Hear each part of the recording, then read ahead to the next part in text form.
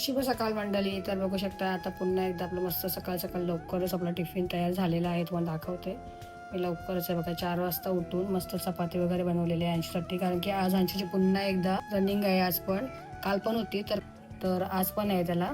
तर तो आज पण जाणार आहे नेरूळला. हे बघा